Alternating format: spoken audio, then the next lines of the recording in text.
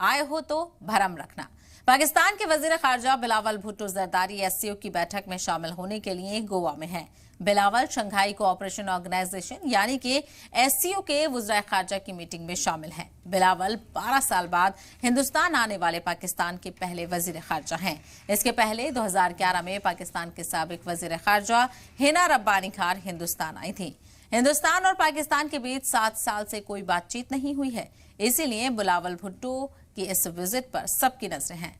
बिलावल पाकिस्तान की वाहिद खातून पीएम रही बेनजीर भुट्टो के बेटे हैं। बिलावल भुट्टो हिंदुस्तान को लेकर कई बार मुतनाज़ा बयान भी दे चुके हैं।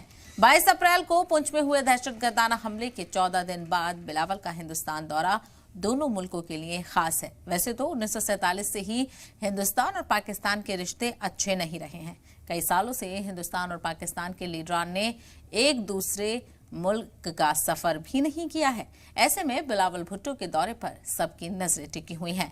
आज बात इसी मौजू पर करेंगे कि बिलावल भुट्टो का ये हिंदुस्तान का दौरा कितना अहम है, इस दौरे का मकसद क्या है, पाकिस्तान को इससे क्या फायदा होगा और क्या इस दौरे के बाद हिंदुस्तान और पाकिस्तान के रिश्तों में कुछ बेहतरी आएगी।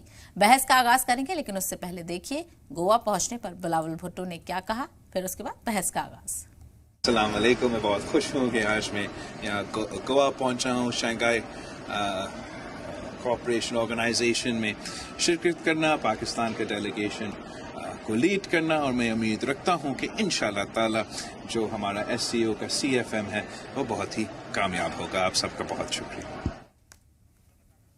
तो आपको बताते चलें, 2 रोजा समिट गोवा में शुरू हो चुकी है। आज और कल ये समिट रहेगी और इस समिट पर सबकी निगाहें होती हैं, लेकिन इस बार काफी खास इसलिए है क्योंकि पाकिस्तान की जानिब से फिजिकली तौर पर पाकिस्तान के फॉरेन मिनिस्टर इस मीटिंग में शामिल होने के लिए भारत पहुंचे हैं। इसीलिए काफी ये अहम हो जाती है, क्योंकि भारत और पाकिस्तान के रिश्तों की बात की जाए तो दोनों में तलखियां बराबर देखने को मिल रही है। जिस तरह से पाकिस्तान की जीरो टेरर पॉलिसी को लेकर लगातार हर प्लेटफॉर्म पे वाजे कर दिया गया है